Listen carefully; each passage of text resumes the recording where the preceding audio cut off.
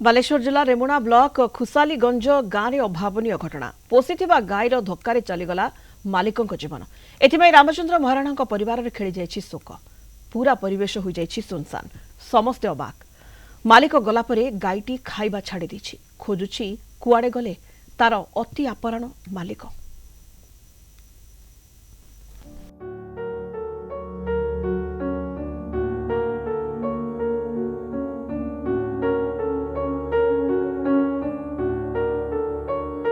जेउ गुहाଳରେ से जन्म होइथिला जो मालिक ताकू स्नेह आदर रे बड़ करथिले आजी तारी पाई मालिकंकर मृत्यु होइछे। आजी से अनुतप्त किछि भी खाउनी कि पिउनी सेही रास्ता दे ना से जाउछि ना किए किछि खाइबा को देले खाउछि। एहा भितरे मालिकंक मृत्यु को 14 दिन पूरी सारिलाणी मात्र सेही दिन ठारू से पूरा निश्चुप पशु हेले कोन हेबो जेमिति सबु किछि से बुझी जाउछि आउ तार नीरवता द्वारा समस्तन को बुझाई देउछि।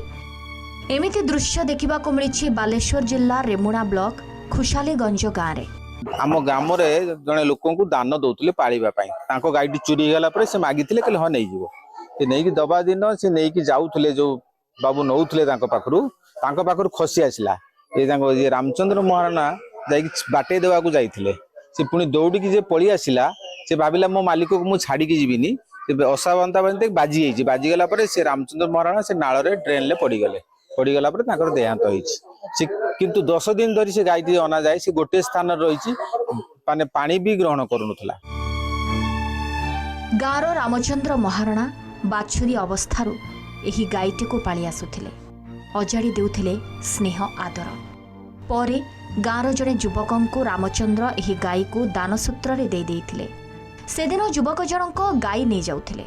मात्र एही गाईटी पघा छिंडाई निज मालिक घर को दौड़ी आसीथिला। दुर्भाग्यवशतः रास्ता कड़े ठिया होइथिबा मालिकंक देहरे बाड़ी होई जिबारु से गुरुतर आहत होइथिले। भुवनेश्वर एक घरे हॉस्पिटल रे तांकर मृत्यु होई गला। एबे गाईटी मालिक पड़ी जाइथिबा स्थानर सामना पड़िया रे जगी रहुछि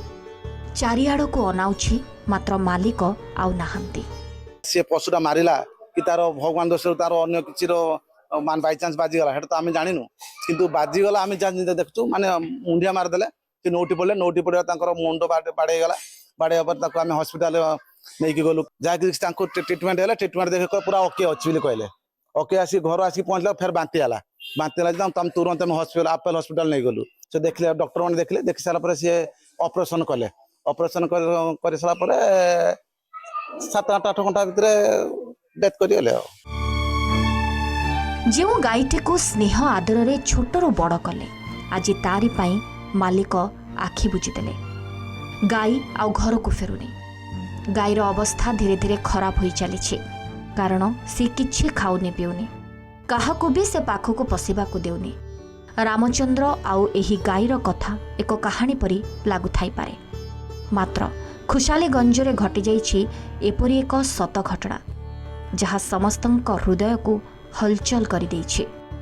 बाबू जाई ठिया आइले से गेट पाखर मु डाकु मोर पळे आस ना से छिड़ा आइछन सेडी न आसिलेनी सेडी गोरुडा को फो कर देला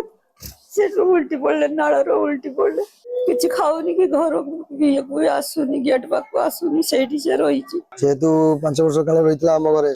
जेतु से तो भूल बसत हो मार दी जेतु मालिक को मार दीछि तेणु से तो बहुत करछि ना गाई के फेरिउनी कहीं जेतु माँ घर मन कष्ट बेसी कष्ट हो तेणु जहाँ को रखिदिला जीवन तो प्रथम नहीं जे जहाँ को पालिदिला जीवन तो से ही स्वामी मारला। बालेश्वर जिला रेमुणारू जगन्नाथ दास का रिपोर्ट कलिंग टीवी।